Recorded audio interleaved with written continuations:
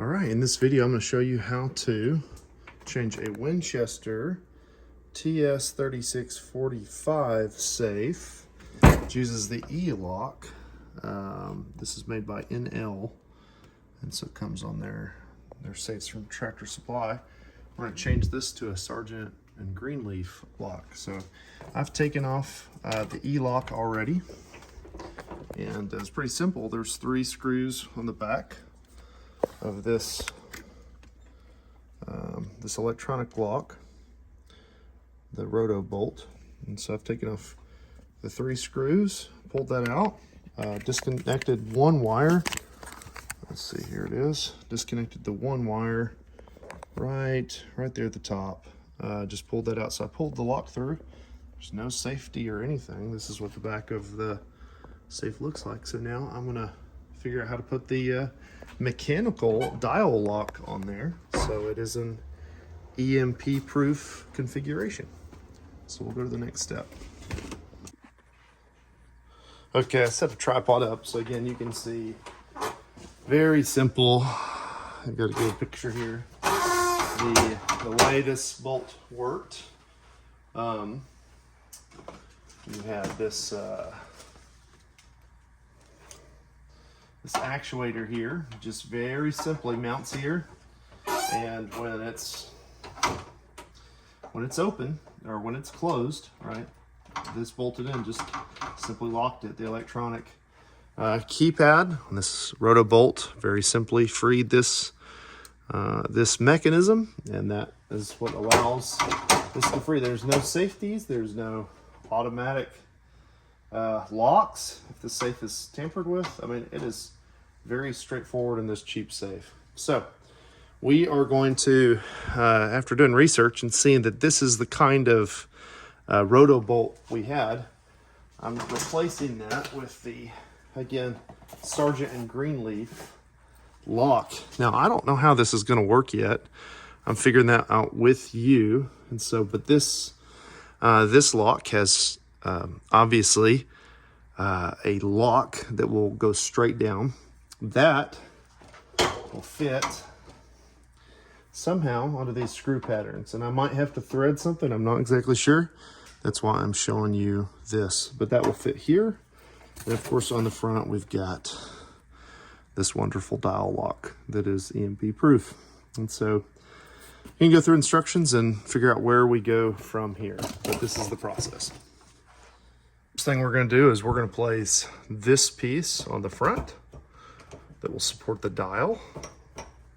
And I think everything is going to be straightforward here because, if I'm correct, these screws, I want this line to be here, and I think, yep, these screws line up very nicely with that. So we're going to place them right in the center here. And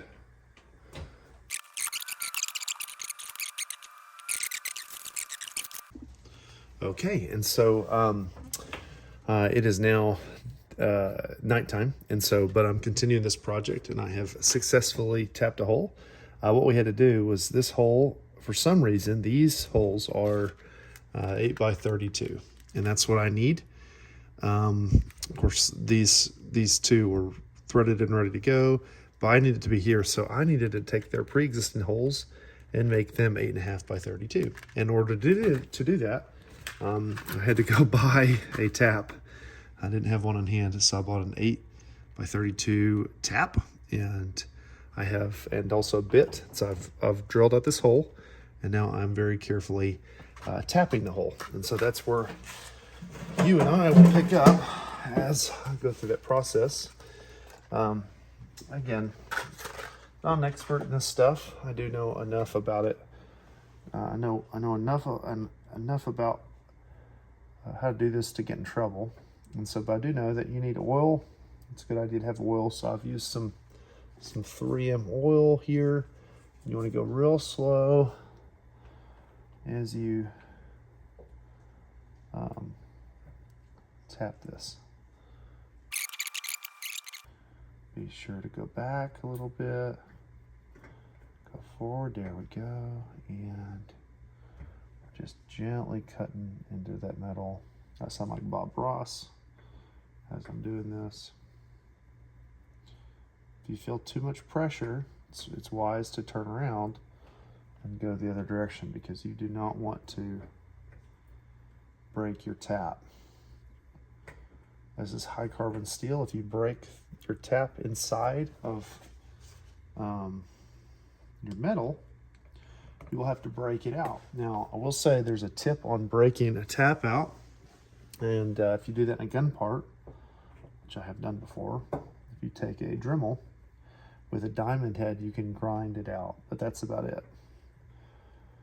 Outside that, you will spend a few $100s trying to talk to a machinist who has to use all sorts of special items to get it out, but you can break these things out. Okay, so it looks like I'm through, meaning we have threads in this this part of the safe, which is awesome.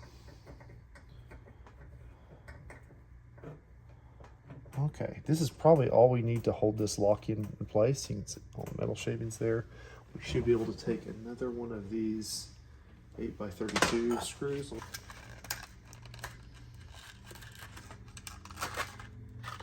It should just nice and easy thread into our new hole, which is awesome.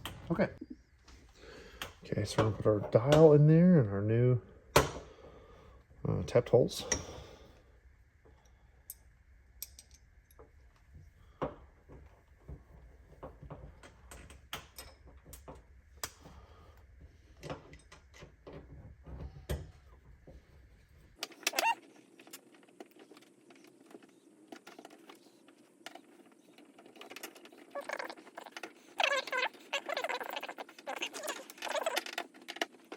That's the only thing that may, well, you know what, that hole looks actually pretty centered, just like that.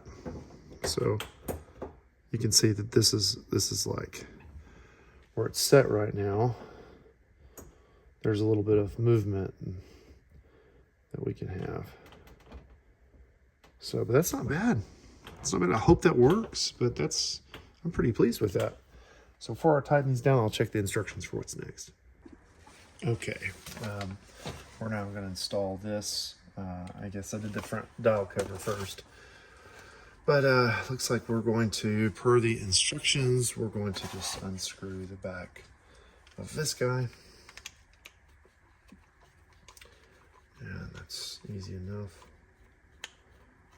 And it looks like there is it says place the lock bolt in extended position and lift out the drive cam to prevent it from falling out of the lock while mounting.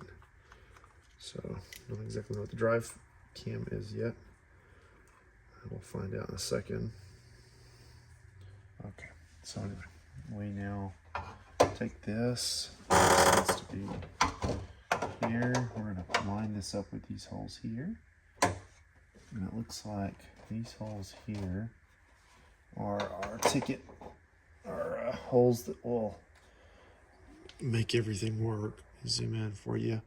So it looks like these 4 holes on the outside are it. And so there is steel plate not too far behind. There's not a lot of room there. Let me show you what's going on here. There is some steel plates that are loose. You can see me bend them right now. They're loose behind this this spot, and so what I need to do, it looks like this is bent down, and I'm not going to heat it up, but I could bend this up and then take out these plates that are literally loose, I guess to protect you from drilling through. Or see, I need to make this hole a little deeper here. I need to both drill it out, tap it, and then make it deeper, but that plate does not leave me a lot of room in there.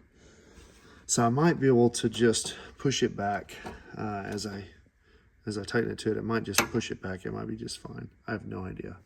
If not, that guy's going to come up, and then I'm going to take some plates out. So it's relatively cheap design again, but I guess that makes this process a little easier for me. So get what you pay for, I guess, right? That's good news. This is gonna work just fine, just as is. This is gonna work just fine. I should have, well, no. That's a different hole. Stop myself for a second. Come on, baby. Yep, it's the same hole. Very good. Okay. So we're literally just going to get to mount this on here. That's excellent. Okay. In that case,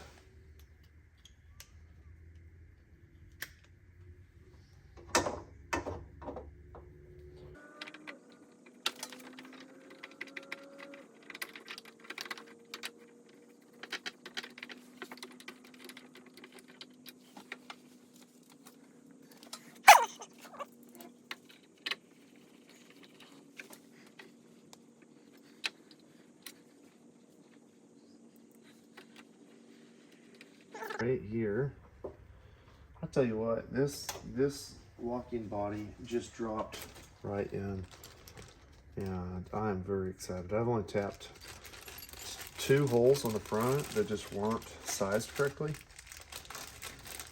The rest of this stuff is going right in, and I'm really excited about that.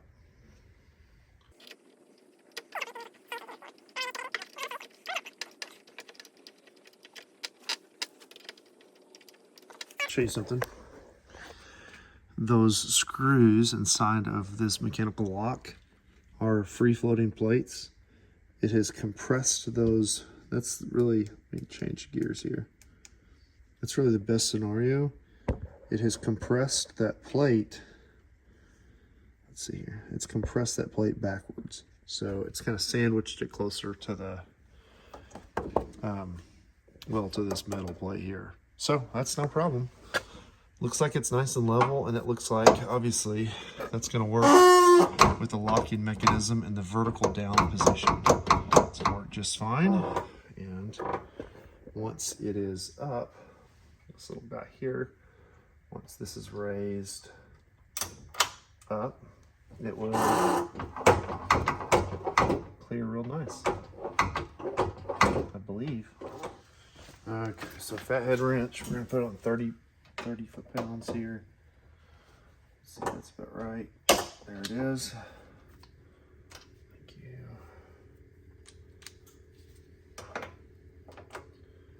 Let's see here. There it is.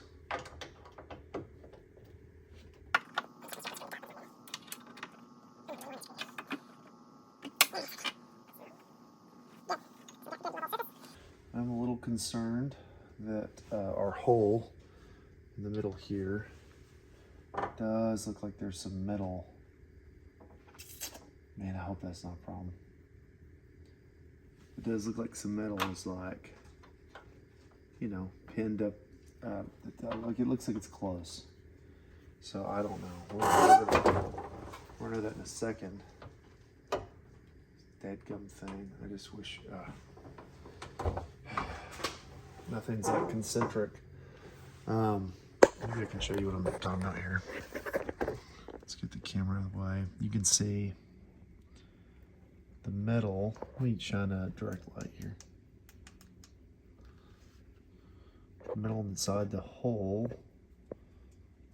It like you can kind of see where it's where it basically is not. Yeah, you can see there. Okay. It looks like some of the metal armor or hardened plate inside comes down at an angle. So I hope I don't have to drill that out. That's gonna suck. That is gonna suck. So, but we'll know in a second.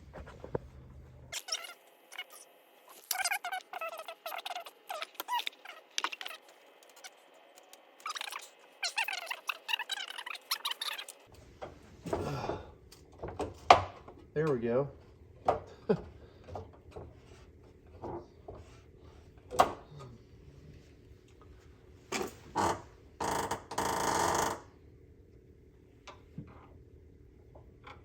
I can almost lift these things up via just.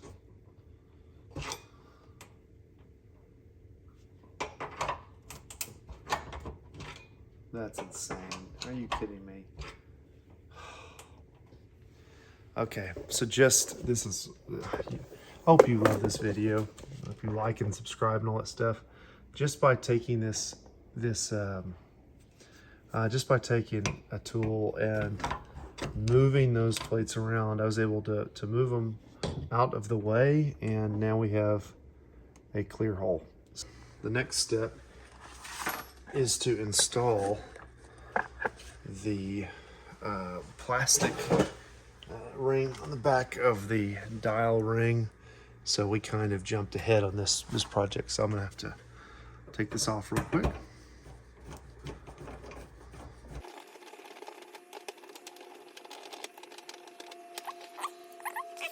Put this little guy in the back. Replace this flush. It's gonna sit flush or something like that, so should sit.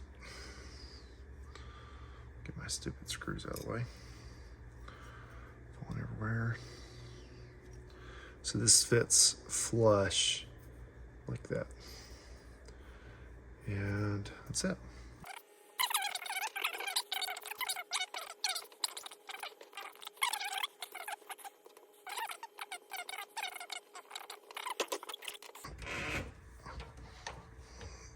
I'm not sure exactly where level is going to be just yet, but we can figure that out soon. Okay, so I'm not going to tighten those yet. This guy can now go in there. Ooh, it's real smooth. It's real smooth. That's nice. I love it. Okay. On to the next step. Next, we are screwing in the dial to the cam lock. And so I've been told, another YouTube video is very helpful on this. We're gonna hold this in place, and we're gonna do this really nice and easy. You do not want to cross thread your brass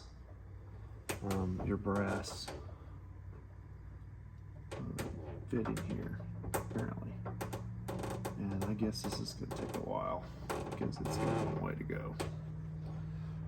But this is a very, very important part of this whole thing, this whole operation here.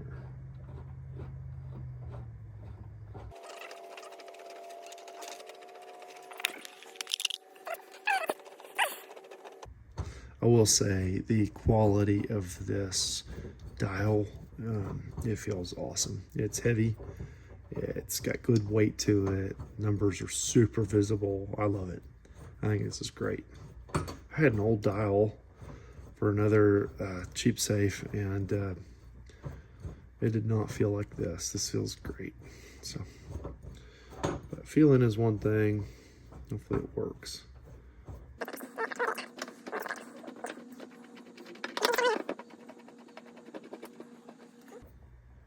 Not exactly sure how far to turn this. I don't know how tight it needs to be, but I'm gonna go ahead and just kind of snug her up. Okay, I'm messing around with this thing. And now we're dealing with the actual lock stuff. So you're supposed to make it tight until it stops. That's the idea there.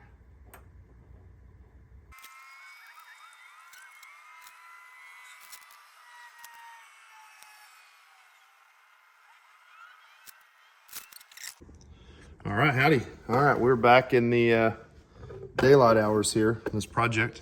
And so you won't be able to see a lot of this because I'll edit it out. But I went through and I was kind of freaked out because I didn't know the combination. I didn't realize you could literally, it comes from the factory set at 50. And so you can mess up all the dials and do all this fun stuff. But it's really easy to reset once it's like this. And so I have not changed the combination yet. The next step here in this project will be to mark, which I have done with a Sharpie, the end of the spindle. Now there's a tip, and that's where I stopped last night. There was a tip to not get this thing super crazy tight. You don't want it to be really, really, really tight. The instructions are not clear on that. And so I've went ahead and marked where I think is good. It gives a good amount of play to the wheel, and it feels fine. And so I've marked that and with a Sharpie, and I'm about to cut this brass down. Now, in saying that, you might say, well, I want it tighter, and again, I don't know the exact tolerance, but I do know if it's looser and I go ahead and make my cut, and it's a little looser, I can always trim it if I want it tighter. But obviously I can't grow metal back. And so I'm gonna go ahead and undo this now and work this nut right out.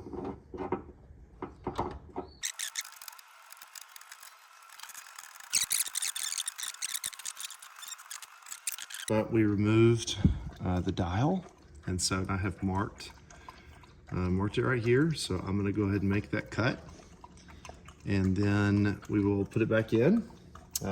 Before we finish that, the instructions called for the dial wheel.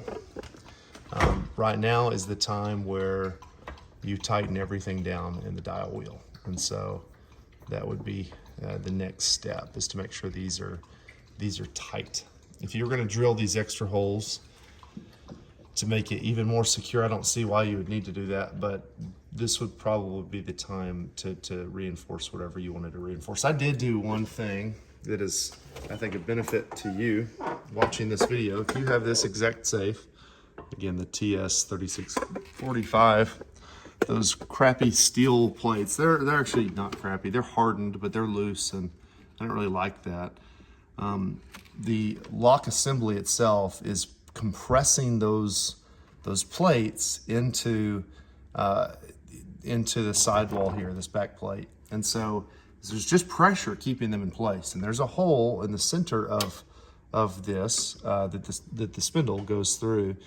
And so again, so that never touches the brass, I wanted to make sure it was really tight. So I added one of the old lock screws that I don't need anymore. I put it through an existing hole, which is here. I actually tried to drill a hole here and actually thread a screw through all these plates, and then I realized it's actually hardened steel, I believe. And so so I just went through the existing hole that they had. They had another one here, and with the old NL electronic lock screw that I don't need, I just went ahead and really got it tight.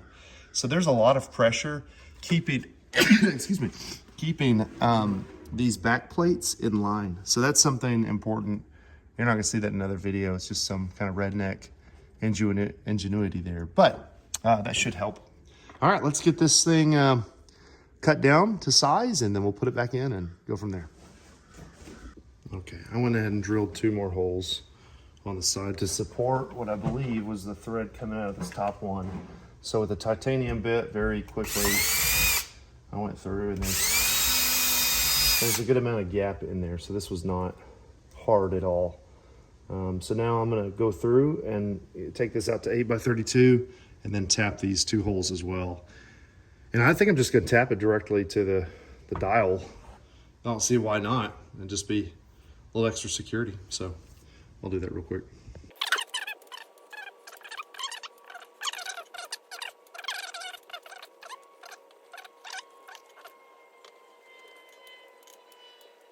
Number 1 is tapped.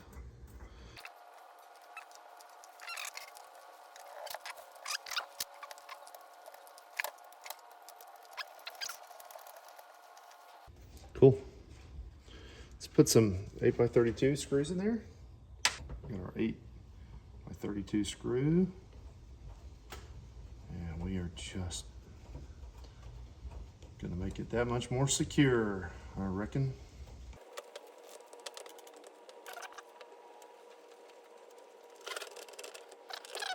Do the official thing. Let's jump this down to, see, I had it too tight. Let's go down to I had 30 foot-pounds on here. Let's go down to 20. I bet it's there. Yeah, it's there.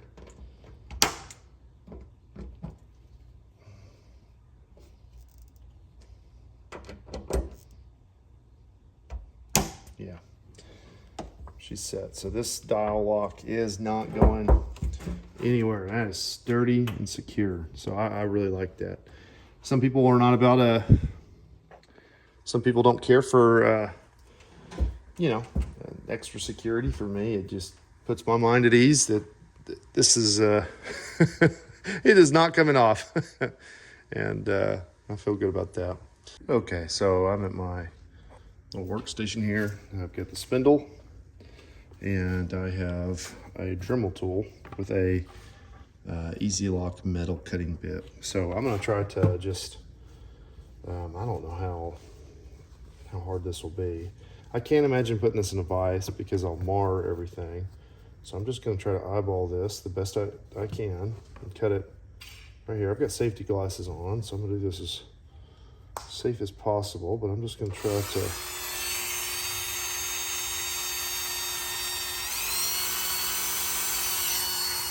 see how far we can get here.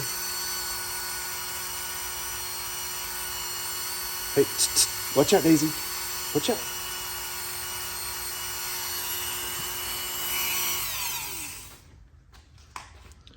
I see that you can't really see. Okay, so now you can see the progress here. So we're just gonna cut this.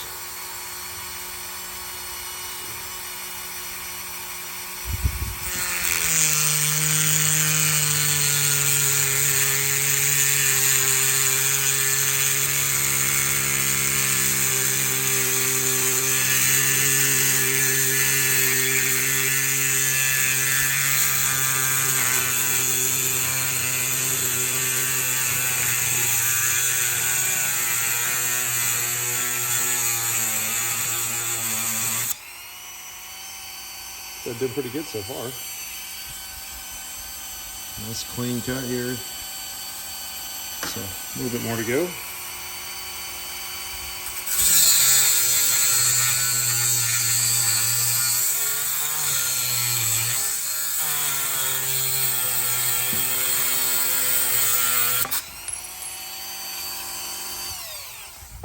Okay, a little off, but I'm gonna fix that with a file. So now I'll take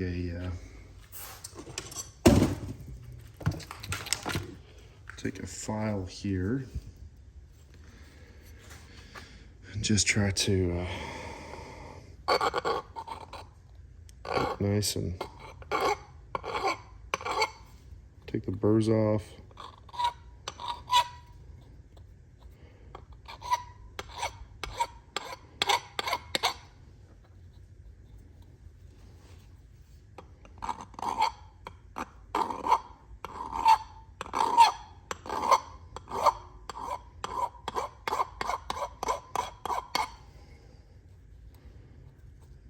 Removing some of that metal. It's not too bad. Not too bad with essentially a shop towel and a Dremel tool in 10 seconds. So, all right, I'll do a little bit more buffing on this, but that's pretty good. Okay, I grabbed a Lansky diamond stone that I have, and just kind of polishing that. This is probably unnecessary, but I'm just trying to make sure all burrs are gone from the edge.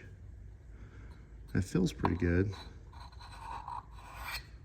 Okay, make sure we have a good soft spot.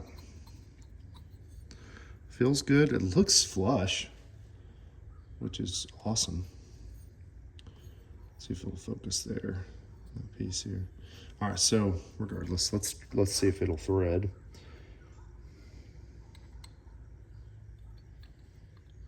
Okay, I'm gonna be very careful here.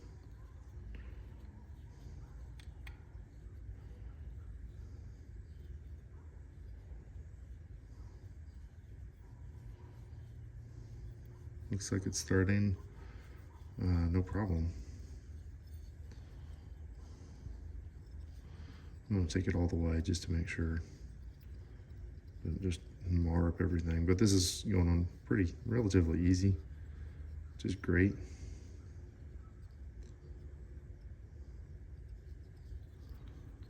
Yeah. Cool. So that's how you cut your spindle. Okay, now we're going to thread on our spindle. And I don't think I'm missing anything. Daisy, watch out. Daisy, watch out. Watch out, honey. Watch out, baby. Watch out, girl.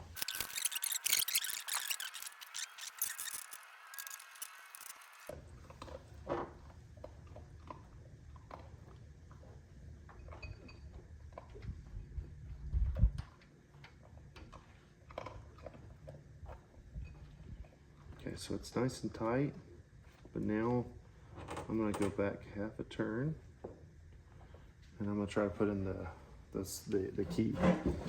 The key here, this is very important, this whole process. The key here is gonna go in. There's a couple different positions here. You can place this, and so there's a spot that says VD, which stands for vertical down. And so on that wheel, I'm gonna line this key up with where it says vertical down. And make sure you guys can see that. The camera's definitely out of the way, so, okay.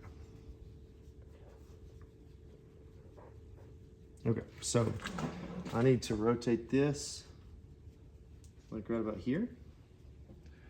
I insert my key in, just like that.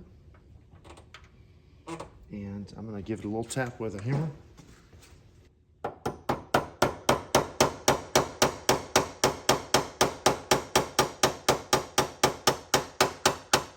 So that this is flush with the surface of the cam lock.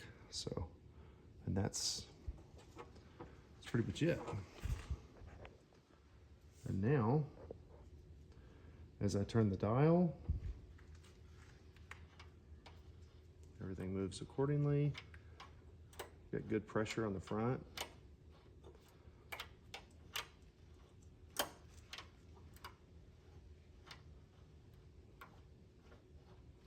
Not bad at all. So just to look how this works again, I've got it reset. So when it's unlocked, when you get the sequence right, these levers line up here, and it pulls the lock up. I need to free it. So when turn the dial, moves it down, it initially rotates the tumblers, and then this goes down, and you can't move it. So again, I've got almost, oh crap. I guess I've moved I've moved the combination now to where I need to get it back. But it's secure and it's good to go. So now I just need to put the plate on, the cover plate, and then the instructions, this is very important. The instructions say to not try to change the lock combination with just the key. So I should not stick the key in here until the back cover's on. So, so I guess that's what I'll do. Put the cover on and I'll try to change the lock, and then I'll open and shut the door a few times, and that'll be it. Okay, last step before changing the combination code with the key is just to put this little back plate on. So.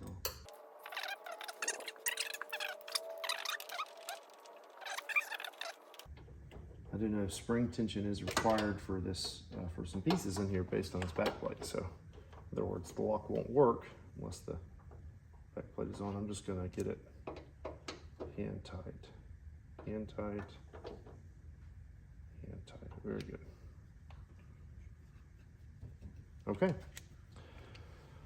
Well, I'll try to change the combination with this key.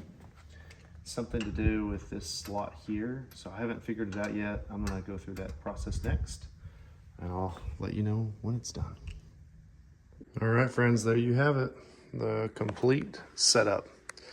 I've changed the code with the helpful instructions of the video by Sergeant Greenleaf. It was awesome. I'll post that. I'll tag that in this video. But it's all set. It's clearly locked. I have already done my code, and so I can just turn it the last bit. I will say that that's how you like when you go to unlock it, you actually will turn the code about 10 digits, and that will unlock it. And so, but it's smooth, real simple, straightforward. Anyway, it is totally possible to install a mechanical lock on a Winchester TS36-45 gun safe. It took me a couple hours just to figure it out, but this is a good mechanical lock. You just have to follow the instructions, and you don't have to pay a locksmith. You can do it yourself. I hope you enjoy this video, and stay safe out there, friends.